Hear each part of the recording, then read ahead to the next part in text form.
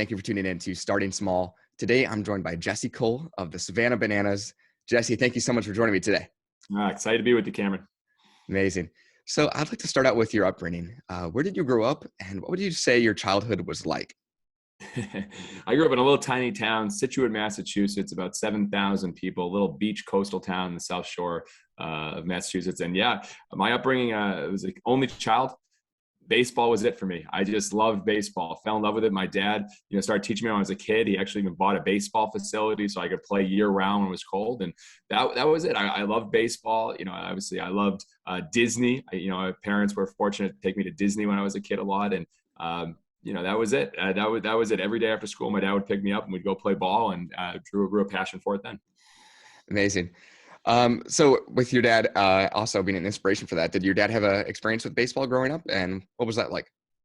Yeah, I mean, he was a 3-sport star back in Connecticut. Played basketball, baseball, and soccer, and loved the game. And I didn't have the soccer skills or the basketball skills, so I think my dad saw early on that I could swing the bat a little bit and throw pretty hard. So we leaned in on that one, and I enjoyed it the most. I'd go to the field, and I remember when I was a kid, my dad used to reward me, like if I hit a home run in the Little League field, like he'd give me 50 cents, and I was like, all right, I'm going to try to hit as many home runs as possible. After a while, my dad stopped being able to do that, but that was it. And the big thing, my dad had many jobs, but he actually left his main job because he knew the passion I had for baseball to buy a baseball facility. So as an only child, my parents were divorced. My mother had a drug problem and challenge. My dad went all in on trying to give me something, an opportunity that no one else had.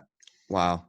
So I know you have such an athletic background growing up. I'm also curious, did you have an entrepreneurial mindset, say selling products or lemonade stands, anything like that? I did have some lemonade stands, and I also remember I started all the baseball cards I had. I had this idea to get them all signed and start selling them. So I started sending my baseball cards to players to get signed. And I wrote a letter. I was like a 9-year-old, but I didn't get any back. And that's ironic to what I do now with our players, to get them to be really fans first. But yeah, I didn't get any back. So that business didn't go far. And not really an entrepreneurial mindset. I remember I had a goal of getting the All-Star game at Fenway Park, and I had a petition that I started when I was 10 years old and got all the kids to sign that. So I always had these goals that I would attack, but I had trouble finishing a lot of those goals back then. Yeah. I saw you ended up going to Wofford College. What did you end up studying there? And did you play baseball there as well? Yeah, so I was fortunate to get a full scholarship. I chose that over big schools up north, like Boston College and Northeastern, because I wanted to play down south and play in better weather and better competition. And I went to offer to play baseball. I knew it was a great school, but I didn't have a plan as far as a major. And I was like, I'll just go into business econ. And I went into business econ, and they said, you got to take 2 macroeconomics classes, 2 calculus classes. I'm like, why am I taking calculus to learn business? This makes no sense. So I dropped that pretty quickly and developed my own major. I became the first ever and only leadership major at Wofford, because I found a loophole through the humanities degree that you could design your own major. I studied leadership and coaching, government, military, and developed my own major as a junior in college. That's amazing. So did the actual degree and diploma, did that say leadership? No, it said humanities, but the reality is I was the only humanities major ever at Wofford too. There was no one ever took that, because you had to literally do a whole entire independent study, a dissertation, a speech. You had to do, it was a ton of work, but it was worth it because it gave me freedom to create the way I wanted to create. Definitely. Well, following Wofford and prior to Savannah Bananas, I'm curious, what kind of jobs were you working then, exiting school? It's interesting. I think a lot of people, they go back and they have, different odds and ends jobs. They may have worked at a fast food restaurant. They may have delivered pizzas. They may have did newspapers. For me, it was all baseball. And as crazy as that sounds, like I traveled, I played AAU national tournaments. I was playing baseball all the time. So when I could, I'd work at the baseball club, the place that my dad bought. And I would, do workshops and coach rookie league and coach for kids. But I really did not have any other jobs, as crazy as that sounds. So I surrounded myself with the game, and I've been fortunate to be able to surround myself with the game even today. Definitely. So the Savannah Bananas enters around 2015, 2016. Can't wait to get into this. How did this idea arise to start the team, and what did that launch process look like for you? Well, I started as an intern back in 2007. So my goal was to play professional baseball. And I was, unbelievably fortunate to get letters from the New York Mets and the Pirates and the Padres. And I thought that dream was going to come true until I tore my shoulder. Didn't know what I was going to do. Went into coaching for one summer. Hated it. The idea of sitting and not being able to play and just watch a game, I realized how boring it was for me. So I said, well, I had an opportunity to work for a team. I was like, maybe I can make it more exciting, make it more fun. So I took an internship, but that first day I was given a phone book and I was told, just sell sponsorship. And I go, what am I selling? They go, billboards, ads. There was really no training, nothing, given a phone book. But for some reason, I was like, all right, well, I'll treat it as a baseball player. Like, I'll be competitive. Let's see how many people I can call today. Let's see how many meetings I can get today. Let's see how many sales I can get today. And in 2 months, that internship, I sold more than the entire team had sold all year. And so I was fortunate that then I got offered the job to be a general manager of another team. And that happened at 23 years old. I took the GM of a team in Gastonia, North Carolina, the Gastonia Grizzlies. Wow. And so this is years before Savannah. So it was about 10 to 15 years. That Gastonia team was only drawing 200 fans a game and lost to almost $150,000 the previous year. And there was $268 in the bank account my first day I showed up. We had 3 full-time employees and payroll was on Friday. Wow. So that's where I started. And so to get to Savannah, I mean, I couldn't pay myself for the first 3 months as a 23-year-old. So I had to start learning and testing and trying things. And I realized we couldn't be a baseball team. So I read every book on P.T. Barnum, Walt Disney, and I started reading books about entertainment. And I said, we got to go all in on entertainment. And I remember I called the owner of the team back then. I said, we're no longer going to be a baseball team. He goes, what are you talking about? I go, it's going to be a circus and a baseball game will break out. He goes, what are you talking about? I go, we're going to have grandma beauty pageants. Our players are going to do choreographed dances. We're going to serve donut burgers and donut dogs. I'm going to get in the dunk tank every day, and we're going to see what happens. And luckily, he didn't fire me. He gave me a shot. And so for 10 plus years, we learned that entertainment worked. And we went from 200 fans to 1,000 fans to 1,200 fans to 1,500 fans to 2,000 fans to 2,500 fans to selling out games. Wow. And I realized that the next big step, the next opportunity was somewhere bigger, and never had an idea of Savannah until I proposed to our director of fund in front of a sold out crowd in Gastonia. And she surprised me next weekend with a trip to Savannah.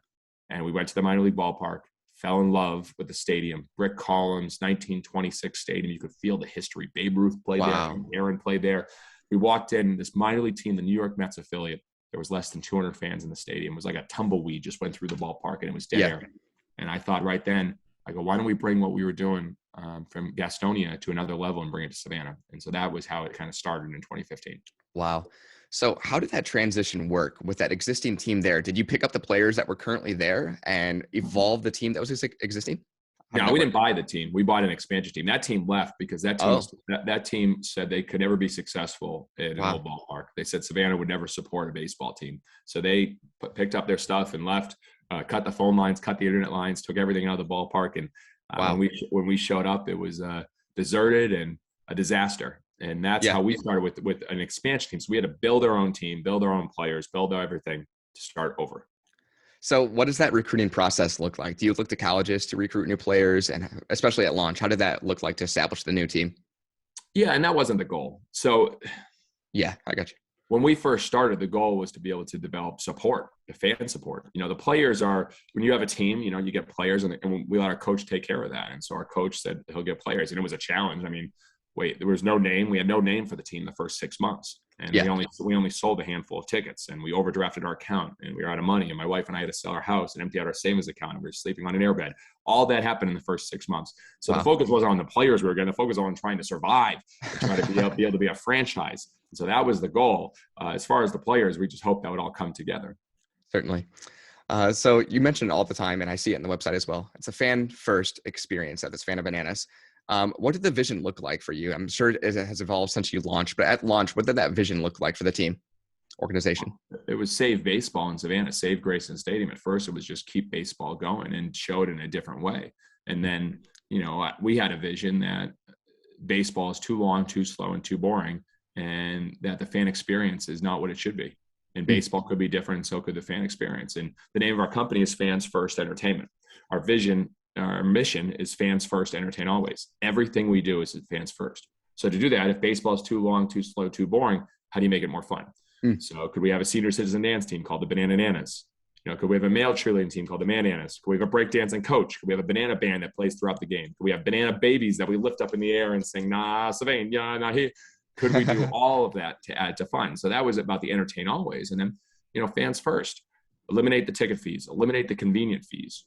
Eliminate shipping fees, pay everyone's taxes, make every ticket all inclusive, all your burgers, hot dogs, chicken sandwiches, soda, water, popcorn, dessert, everything for $20 total. Could you do all that? And that's how we started answering our questions. What would the fans want? That's amazing. So at launch then, what was the main marketing strategies to convince the local community that this team is really something that a fan is going to want to experience?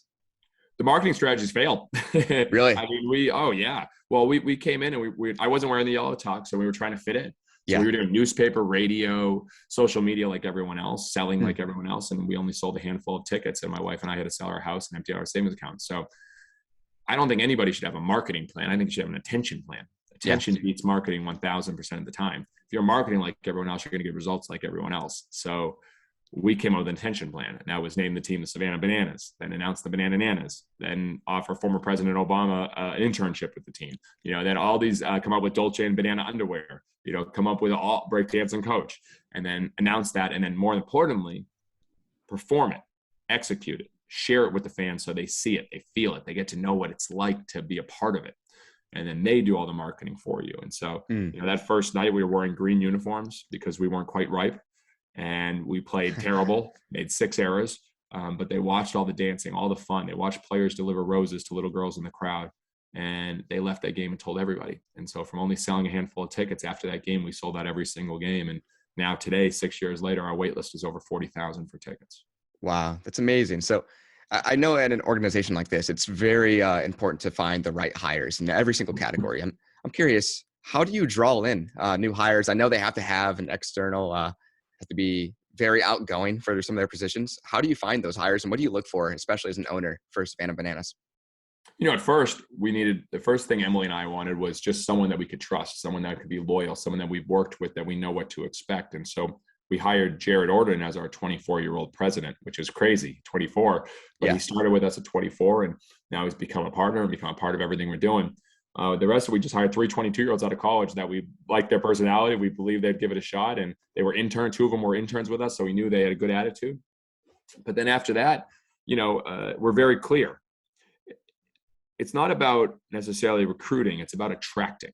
And how do you attract? You scream from the mountaintops who you are and what you stand for. And when we talk about fans first and how we're changing the game for the better, and we believe in it, we truly believe in it, we attract. And so, when you go to get a job with us, you first got to join the wait list, because the wait list is over 1,100 now to work for us. So Wow. once you join the wait list of 1,100, then if you get an opportunity and we start interviewing for a set position, then you'll have to put in your future resume, not what you've done in the past, but what you want to do in the future. We want to see how much you want to grow and your desires and who you want to be. You have to do a video cover letter. We want to see that enthusiasm, that energy, that fun. Do we want to be around you? And then you have to fill out the fans first way essay. And how are you caring, different, enthusiastic, fun, growing, and hungry? Our 6 core beliefs. And we have to feel that and see it and believe it. And then you'll go to the next step. And our interview process can be 2 to 3 months long. It's crazy. But Wow. we hire slow because we believe in getting the right people part of our culture. And fortunately, we've been able to do that as we've grown from just 4 full-time people to almost 30 full-time people and 200 part-time. Wow, that's amazing. So I'd love to get into some of the tactics that you've done for attention grabbing, as you mentioned. If you listeners are looking right now, actually, Jesse is wearing the suit. I'm curious, when did this suit idea come about, and to actually get yourself involved into this fan experience as well? Well, I've been involved. Emily and I have been involved since day one. There's a lot of owners Yeah. who sit in their suites and just watch, and they're passive owners. That's not us. We get our hands dirty, and we've been picking up trash since day one, and we've been trying to set the way because we believe in that. And I think, however the owner acts, the team follows. And so when we were put on the show way back with our first team in Gastonia, I was like, I'm on the field, I'm pieing fans and throwing things and celebrating and throwing out T-shirts and underwear and making it crazy. And yes, Yeah. I do throw out underwear in the crowd. That's very weird. Our Dolce and Banana underwear. So if I'm doing that, I was like, P.T. Barnum wouldn't be dressed like everyone else. He had his coat and his tail. So I said, I gotta dress the part. We're putting on a show. I gotta be dressed like it's a show. So I searched online, and I found a yellow tuxedo, brightcolortuxedos.com, and I wore it that first night, and it just fit. People took pictures, people laughed. It just fit me. And, I believe everybody, my first book, Find Your Yellow Tux, I believe everybody has something that makes them stand out. And once they find it, the key is to amplify it by 10. This is me. This is my uniform. When I put this on, it's showtime. So I wear this and I feel it. You can feel the energy, hopefully, from me. Yeah. And that's what it's about. And so this was a start. And now I believe everyone has permission to have fun and wear costumes and be crazy and dance and sing. And that's what we do at every game. And that's what I'm a big part of. Definitely. It's amazing. So For myself, I've actually seen you through numerous people. I know you've been with JT Fox before. Yeah. I've seen you guys on ESPN multiple times. You guys really have the science down behind virality. I'm curious, with your social media strategy and some of the content that you guys collect and put out that so much press has been able to pick up, what do you guys look for when collecting that content, you're putting that out and knowing that these press, massive press, are going to pick it up? What does that strategy and content and media look like for you guys? Well, we had no strategy when we started. I know your show is called Starting Small. Yeah. You learn by doing. Herb Kelleher, the founder of Southwest Airlines, 3 years into operating Southwest Airlines, a reporter said, what's your business strategy? He said, it's simple. It's called doing things. And the reality is you don't really have a strategy until you start doing and learning. The challenge is most people don't do enough things. They don't experiment enough. They don't try enough. So when we first started, we never thought about doing videos. Yeah. But we hired an intern photographer because we were like, oh, we got to have pictures of the fun. We knew that. And so halfway through the season, he goes, I can make videos. I go, you can? And he goes, yeah. So I challenged him. I said, like, what if we do a music video with the Bananas? Because Can't Stop the Feeling was the biggest song during the 2016 summer. And I said, Can't Stop the Peeling. And what if we make it a video and we have our players dance and we all lip sync? And we made it and we put it out. And I remember on Facebook then when we put out at 8 a.m. and I check every 10 minutes, we got another 20,000 views, another 20,000 views, another 20,000 views. I'm like, what is going on? It was the first viral video we did. Wow. I was like, we got something. And so we said, all right, let's do more music videos. And we did Old Town Road and Bananas Are Back. And we started testing that. And we started doing famous movie scenes like The Sandlot and League of Their Own. And they all started doing very well. And this is pre-TikTok days. And even Instagram wasn't really into videos. It was mostly photos at that point. And so we started doing and learning. So we hired a full-time videographer. We were probably, I guarantee, the only, at that time, college summer team to hire a videographer. One of the few minor league teams to have a full-time videographer. Even pro teams, they don't do it. So we invested in that. And now we have just 4 full-time. And our strategy is every Monday we have a meeting and we talk about what are the things that we're going to do this weekend that never happened before on a baseball field. How do we film them? How do we do them right? How do we execute them? And how do we put them out in the world? And so now with 5 to 10 new things every single night that are filmed, that are planned, that are choreographed, we have a boatloads of content that right now, we have probably 100 pieces of content the world hasn't even seen. That's going to be a lot of fun. And so quantity leads to quality. So the question is, are you putting out enough? Are you testing enough? Are you learning enough? And we're pushing the envelope on that every single day. It's amazing. Bouncing off of that, I'm sure it's very humbling when you find out you have fans probably flying in because of some of this virality opportunities. I'm curious, what would you say is the demographic for Savannah Bananas, or is that very wide range? Yeah, it's you hear so many business books and entrepreneurs and leaders say you got to really have a niche. You got to really narrow down a niche. Well, overall, we have a niche. We make baseball fun. We're the only team that has dancing players, breakdancing coaches, and players on stilts and players in kilts. We're the only team. So we're niched down on that. But as far as the demographic comes to our games, from 2 to 82 and beyond. It's wild. And to answer your question, we keep track. We have fans that come in average between 35 and 37 states a night, 5 to 10 countries that fly in and, line up hours in advance. And it's humbling. It's hard to describe the feeling to see that people build trips and, family drove 40 hours from Utah one game and came up to me. And afterwards they said they're driving 40 hours back tomorrow. And it was everything they hoped it would be. It's crazy. Wow. That's amazing. From your POV as the owner, I'm curious, what would you say is one of your best memories from one of the games, one of the seasons that really just humbled yourself? There's a couple, but we've always been this little team trying to prove ourselves. Yeah. In Savannah, everybody said no when we first came. Everyone said no to buying tickets. Everyone said no to sponsorship back when we actually sold sponsorship. We don't anymore because we don't believe it's fans first. But people said no to us over and over again. And that first night on the One City World Tour a year ago, we did in Mobile, Alabama, to see thousands of fans line up. That was almost a mile long. And then at the end of the night, the first time ever, fans didn't want to leave. And it was about an hour after the game and the band was tired from playing. They're playing for a straight hour. And finally, the tuba player gets out and starts playing the opening beat to Stand By Me. And I watch as the players, the fans, the characters, the umpires put their arms around each other. And they started singing Stand By Me together. And I get goosebumps and get emotional thinking about it right now because we were hundreds of miles from home. Everyone's got their arms around each other. And we're singing Stand By Me. And what we do, why we do, is we bring people together to have fun. And now that's become a tradition. So even this past weekend in Kansas City, the final stop of our bigger tour, thousands of fans, arms around each other, singing Stand By Me, is a moment that I'll just never forget. Wow, that's amazing. Well, Jesse, I like to conclude each episode with this. If you could share one piece of advice with an aspiring entrepreneur, maybe something you've learned or regret along the way, what would that be? Play the long game and be patient in what you want for yourself, but be impatient in how much you give to others. That is something that's on the back of our fans first playbook. Every day we try to give more to our fans than we ever ask in return. You do that, play the long game, things turn out pretty well. Amazing. Well, Jesse, thank you so much for joining me. And to the listeners out there, make sure to check out the Savannah Bananas at thesavannahbananas.com.